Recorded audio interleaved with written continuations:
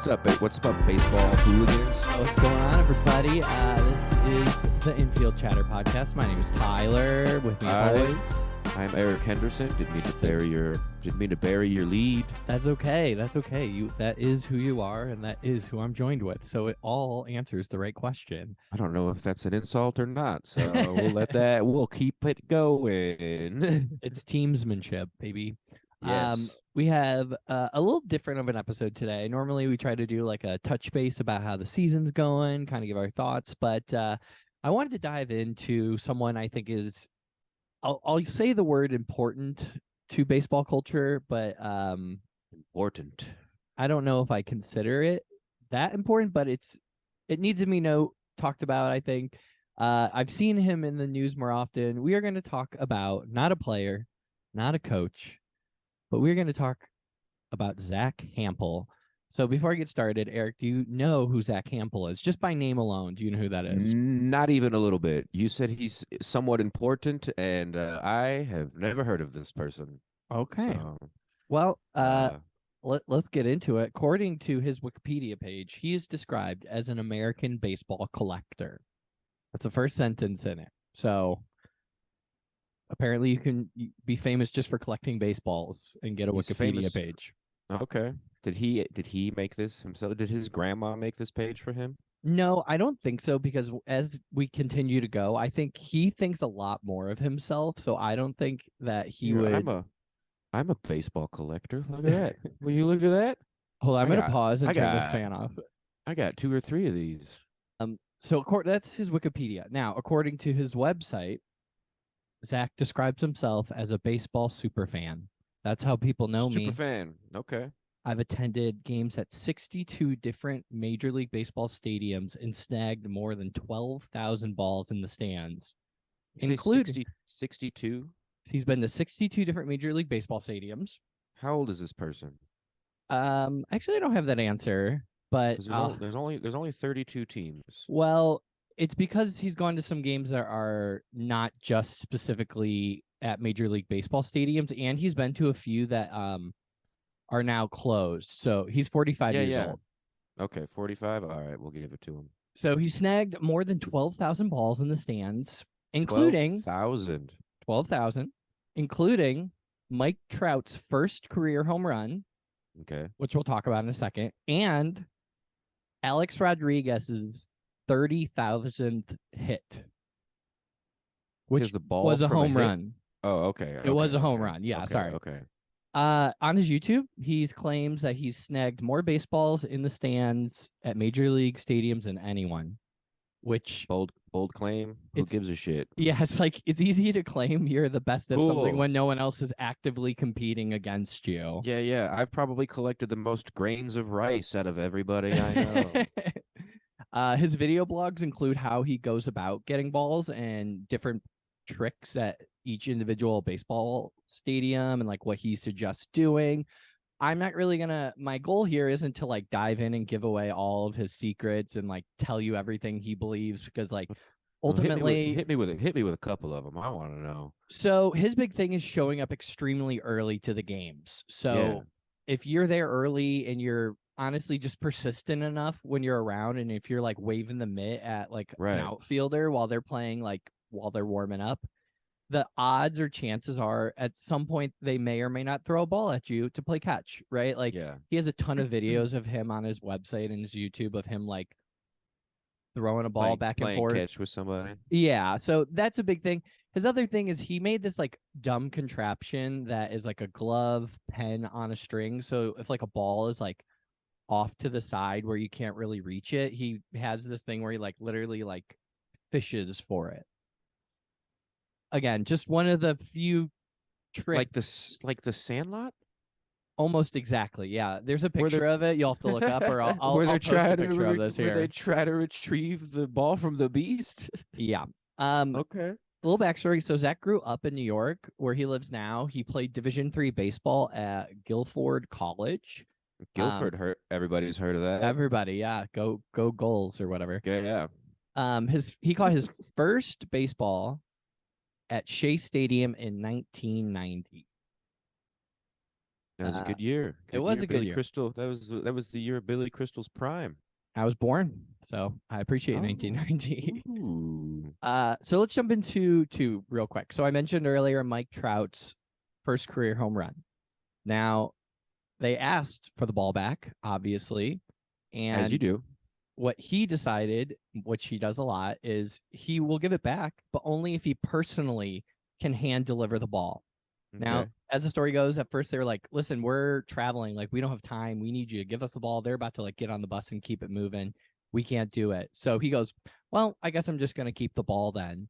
And then Mhm. like they do some talking and all of a sudden they're like, all right, now you can What a come punk little down. bitch move right Yeah, there. just for like a picture, right? Like, Yeah, yeah. so I'll that was just annoying. keep the ball then. Well, and now let's get on to the other one. A-Rod's 3,000th hit. He wasn't going to give it up. He actually held it hostage, and this was either on Twitter he said that or to someone in the media. Quote, Mhm. I think that someone like Derek Jeter or Alex Rodriguez, who has made $500,000 in his career, doesn't really need a favor from a normal civilian and a fan like me. This I guy's don't got a lot of friends, I bet. I don't know right now if I'm going to sell it. I mean, depending on what the Yankees could offer, I would consider giving it back. I'm not going to give it back for I don't plan to give it back for a chance to meet him in full autograph bats because I don't collect bats. I collect baseballs. Oh Just boy. having the ball is so meaningful to me. I can't believe that I got it. Yeah, So that's what he said. no shafts for this fella, only the balls. Yeah, what a weird like stipulation. You're like, listen, I'm a very specific kind of baseball fan. I Yeah. only like one side of the game. Like insane to me. No, Um, this is wild to me, this person. This person sounds like a psychopath. so they eventually worked out a deal. And according to a tweet, what he did get is he got to be in an interview on TV. I think it was for the Yes Network. He got to meet A-Rod in a press conference as well, along with they made a $150,000 donation um, in exchange for the A-Rod baseball. He also got memorabilia, tickets, and other perks, which weren't really laid out, but that is what the tweet that I got the information from What stated. what foundation got the donation? Um, Did this I'll guy get own did I'll this get guy to that own the later. own did this guy own the foundation? They got He $150,000? he does work closely with one, and we'll get to that later. But Very I don't know suspect. if at the time this was the one it went to. But I mean, hey, listen, 150K donation to charity, awesome. It's sad that it took like a baseball being held hostage to be like, we want to help people out, but we also would like the vanity of this ball that means a lot to Alex Rodriguez. You know what I mean? It's like a weird Right. like He's dichotomy like for that. blackmailing celebrities into doing good things Yeah. with Uh, menial inanimate objects. he's the hero we deserve, not the one we want. Yeah. Okay. Uh, So we'll give him 1 point in the positive. I've said half a some. point. I I've think talked. it's half a point. I've talked some shit. We'll give him a little. He's all Uh, right. Okay. so in an interview he did after, the interviewer asked him, how did this all start? Have you ever always had a passion for snagging baseballs? And here was his answer. It began really before I caught my first ball. When I watched baseball on TV as a little kid, I saw baseballs fly into the crowd and the TV cameras would zoom in on the fan who got them. They would be celebrating like crazy. And I just Mm. basically wanted the experience that someday that's when the passion began. And years later, when I got my first ball, it like multiplied from there. I wanted it so bad, not just one, I wanted another and another and another. So Wow. it is like an attention thing, you Yeah, know? he's like addicted to his ego, Yeah. I mean, which is also odd because he's like watching the game and he's like, "Do you want to be a player?" He's like, "No." "Do you want to be an umpire?" He's like, "No." He's like, "I want to be the happy guy with the hot dog who catches the baseball. That is my dream, mom." well, and so now we're going to get into where he has like kind of caused some ripples in the community. So, Well, he sounds like a selfish little cunt, so I can see there being a little bit of some backlash to this. I'll take it into your neighborhood, Ooh. the Colorado Rockies. All right. An usher after a game where there was like some sort of controversy with him, was later asked what happened at this game. And what happened was the usher claimed that a coach threw a ball up to a fan who dropped it. Hample went over and grabbed it and walked away. And when the usher asked why he didn't give it to the kid, the 44-year-old said, because it's my ball. He dropped it, so it's my ball. Yeah. What a cool guy. This guy's, I want to invite him to my birthday party. Well, and we'll get to it later. You absolutely can if you would like. Oh God. So this guy has so much like Trump energy. it's just like, and if you watch the videos of him, and we'll get to this in a little bit, but he like tries very hard. Like this is his whole personality. And there are times where he does give balls away. Like I'm not gonna say that he's just like 100% supervillain, killing Dalmatians all the time, terrible person.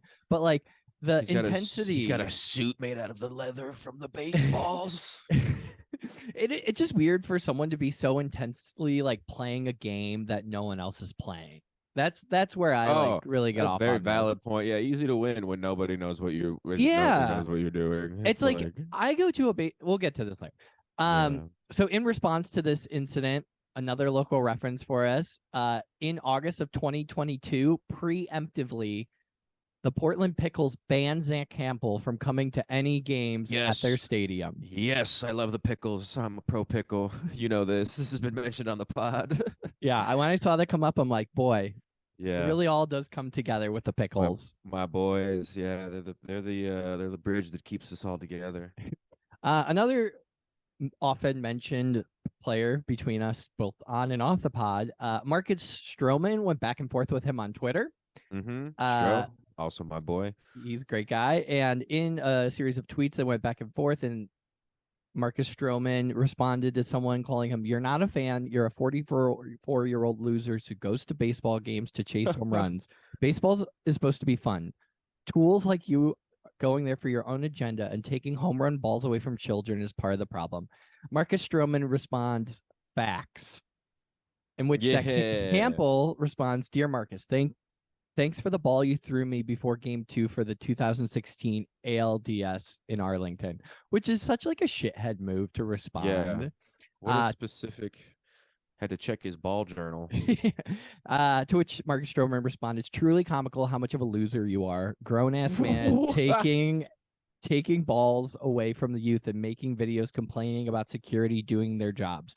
You are the definition of a clown, LOL emoji." Oh man, Stro should get a trophy for that. Yeah.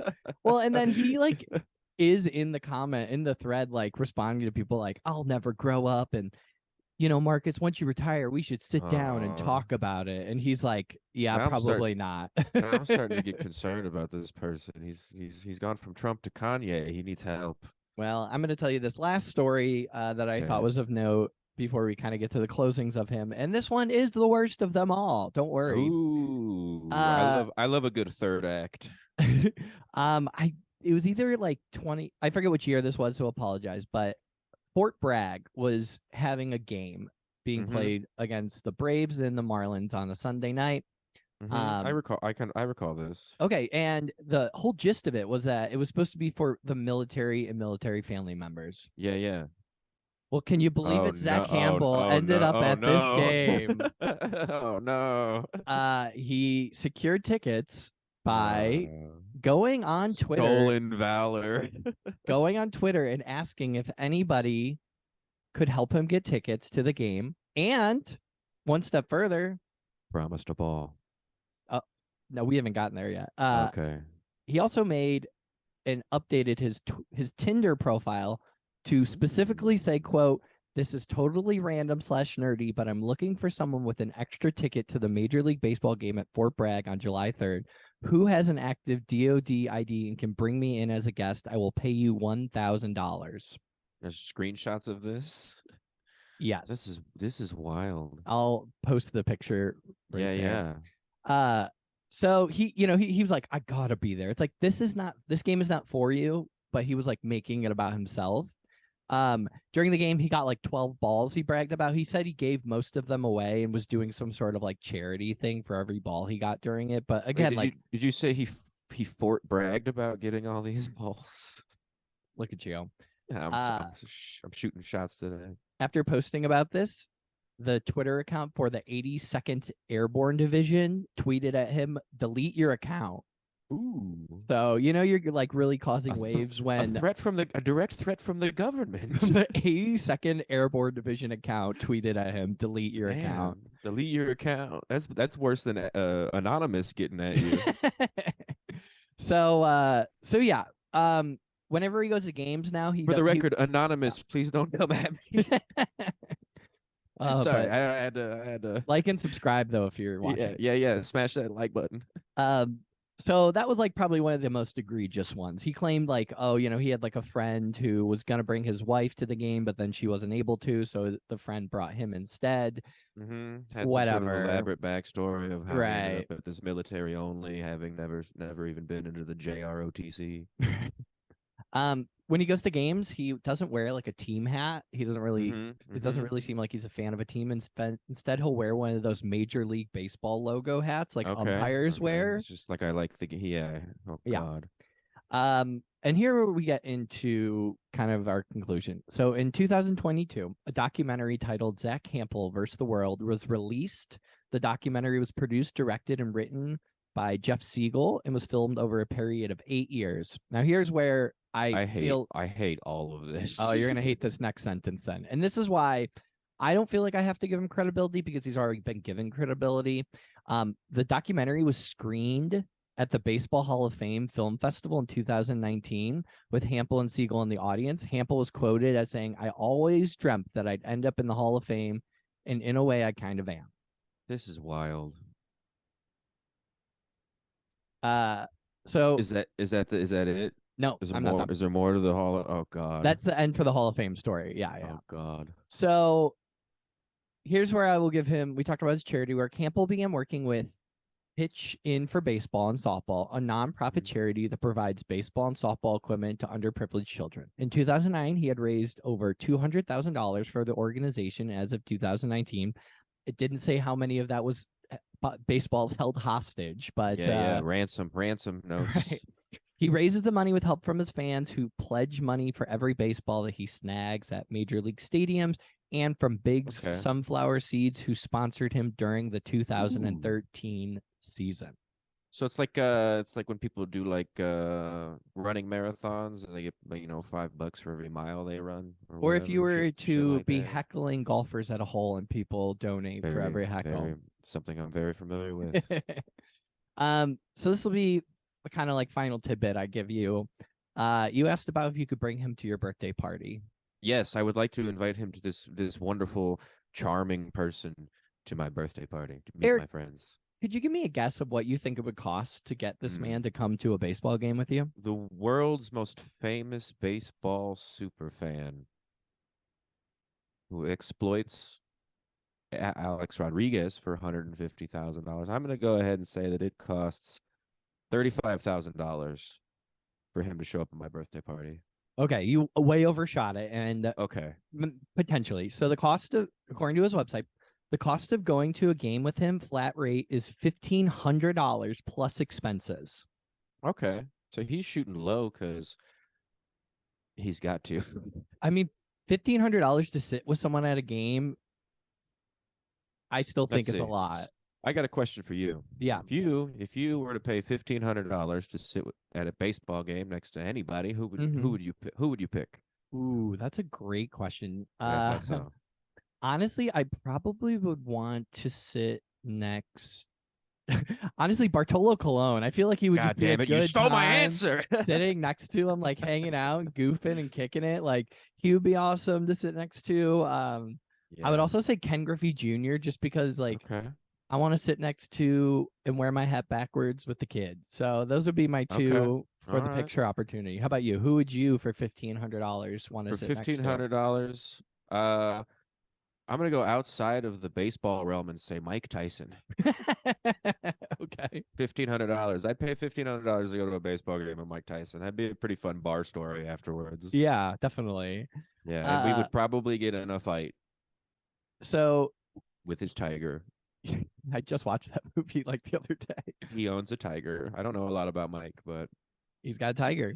He's got a tiger. He's cooler than this guy. This Zach fella. So here's how he justifies this cost according to his website. And this is what we're going to end on because I think it's the worst.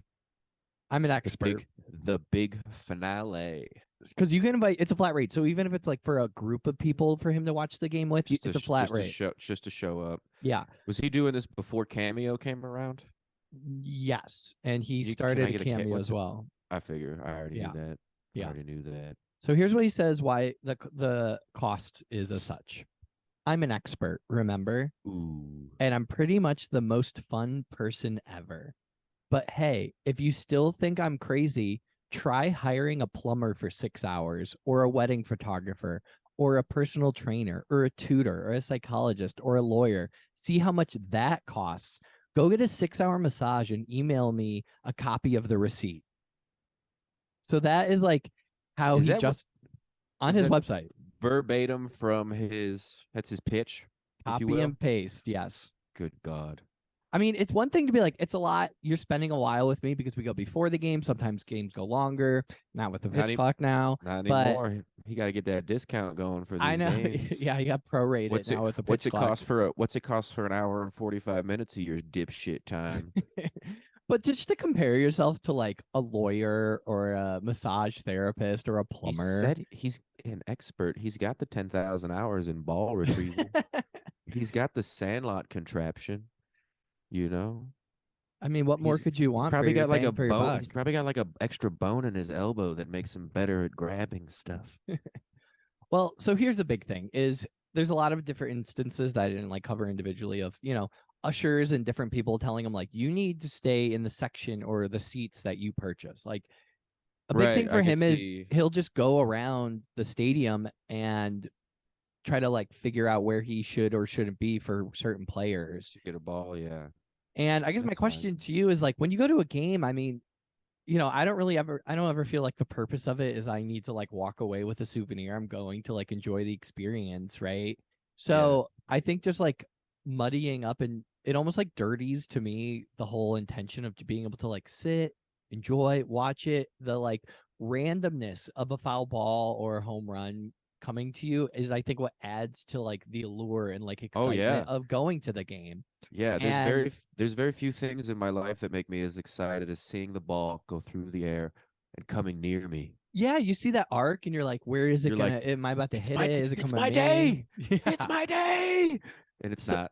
So my question to you is, like ushers in the past, and I didn't go to everyone, have like yelled at him for like, you got to stay in your seat, stay in your area. Do you think when you go to a baseball game, you have to, or you should be like, stay in your seat? Or do you think buying a ticket just grants you access to the entire park? Personally, I think buying a ticket grants you access to the whole park. If there are people I'll go sit in my seat when I get there and I will look around. And if I see a section that is pretty empty, I'm going to wander and go try to sit over there because I'm a fan. I want to get the best view, and they didn't sell the tickets. You know what I'm saying? Like, if they didn't sell the tickets, that's on the organization for probably having a bad baseball product. And so you're taking away from the experience for the players, having the fans have to sit up in the way 300 seats or the fucking cheap seat bleachers. Mm-hmm. Let them go sit by third base. Like, let them be there for the team, Yeah, and I've done it during rain delays too. Like, all people leave during a rain delay, and then you can just go sit wherever you want to. So, and I have no problem if like, it's a third, fourth inning. You're like, wow, that section's super open. Let's move down. I believe you and I have done that and sat in someone's seats, and the people were like, we'll literally just sit in front because no one was sitting here.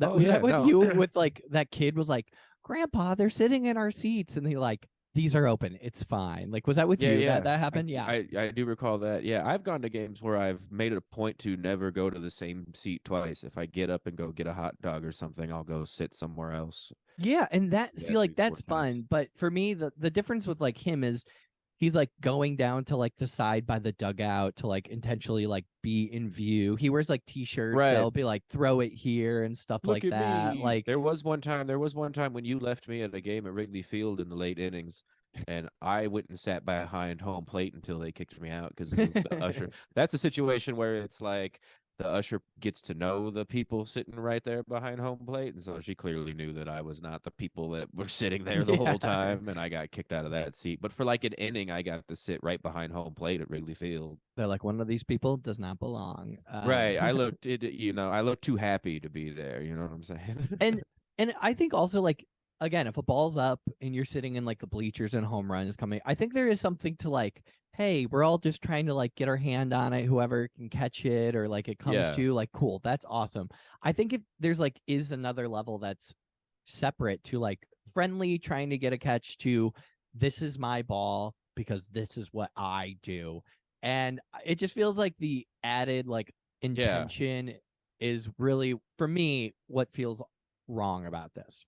No, there's a lot that feels wrong about this. So what comes to mind is like everybody loves being on like little TV. I have a little moment where I'm on TV because a home run ball came to my section. Yeah. It was like the first season after the pandemic where all everybody has to still space out, and it was like hit right over there. And then I go back and watch the replay, and there's me with my hand on my buddy's shoulder in shock. You know what I'm saying? Like, uh, it's a pretty good time. We laugh about that because this was a game too where the guy hit 3 home runs in one game, and so like it shows up on the MLB TV replay and shit. Mm-hmm.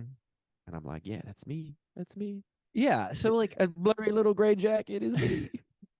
so for me, like it's the randomness of it happening. That's what I think makes Yeah. it so fun. It makes like if you actually get one, so cool. It's like, wow, what were the Yeah. odds that sitting on like third place upper deck there was going to be a foul ball that came up here?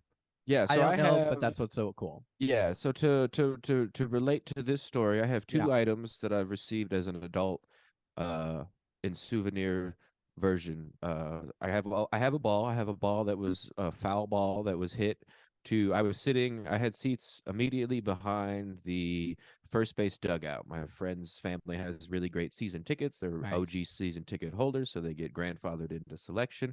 So I've been a couple of times to sit literally right behind the second entrance to the first base dugout.